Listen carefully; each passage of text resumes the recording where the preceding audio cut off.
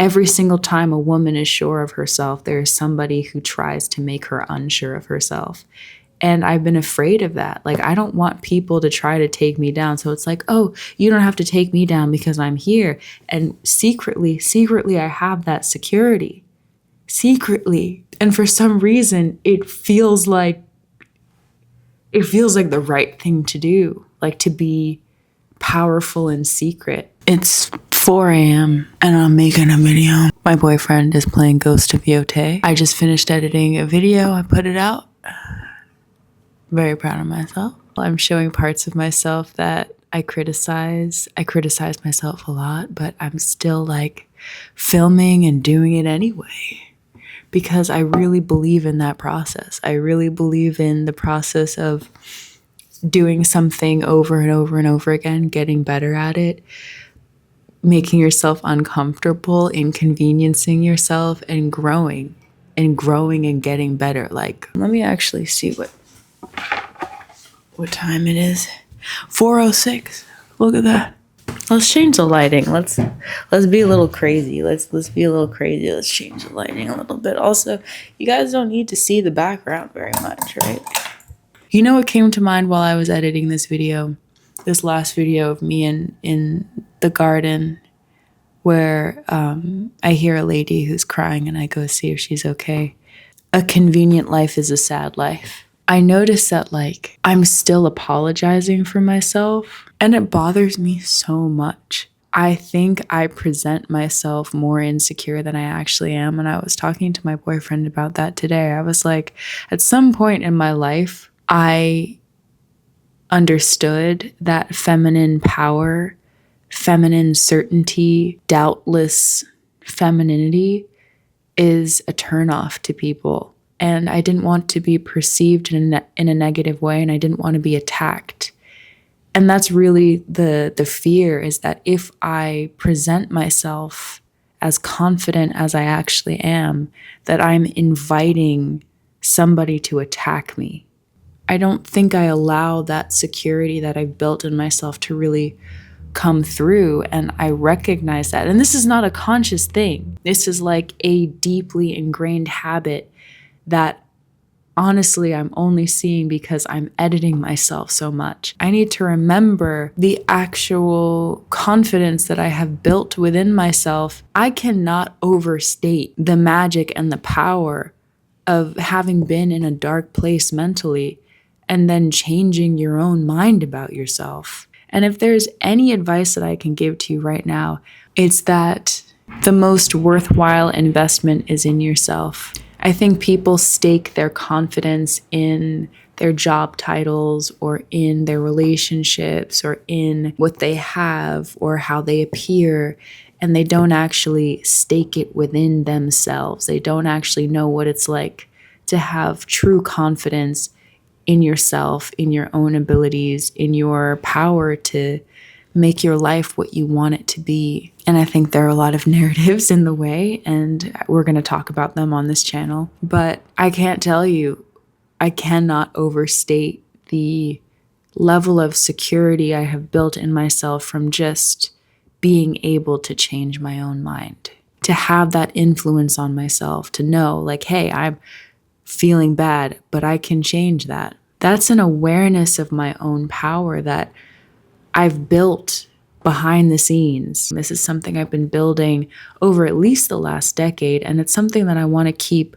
showing up and presenting to you guys because I'm not an insecure person. Again, I have my insecurities, but I've built a real security within myself that really is an awareness of the power and the control I have over my own mind. And I want to teach that power. I have no idea what this looks like, you guys. I have no idea what I look like. I took my contacts out already. I'm getting ready for bed. This is the first day of my period. I'm extra not performing for you guys right now. But yeah, I just wanted to bring that up. Like, I really do. And this is with other people as well.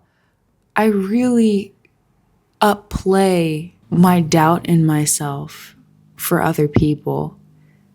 I definitely still present myself as more insecure than I actually am. And again, I think it's because I'm scared of being attacked. I'm scared of showing my feminine certainty. Because it's like every single time a woman is sure of herself, there is somebody who tries to make her unsure of herself. And I've been afraid of that. Like, I don't want people to try to take me down. So it's like, oh, you don't have to take me down because I'm here. And secretly, I have that security. Secretly. And for some reason, it feels like the right thing to do. Like, to be powerful in secret. To be sure of myself in secret rather than sure of myself out loud. Because it's like, I know, nobody else has to know. I don't have to invite other people's criticism. I'm inspired by others, and I'm also annoyed at myself. I see it and I'm like, that's not who I am. And on this journey to being more authentic and being true to myself and being honest with the world about who I am, I have to work on that. And that's another part of my process, and I'm not afraid to show that either. Everyone's in a process. That is a universal thing. Nobody is perfect. Why should I be upset at myself for my shortcomings when it's something everyone else has too? Why am I taking that shit personally? What's that quote? I gotta remember that quote. A person who can't be shamed can't be controlled.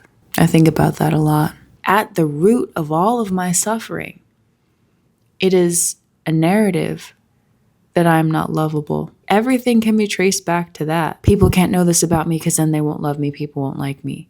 I'm not good enough. And if I'm not good enough, people won't love me. It's like, but I am loved. I feel like it is so willfully ignorant. I guess it's an oversight. It's a gross oversight of reality to not see how loved you are. You live on a planet that has enough food.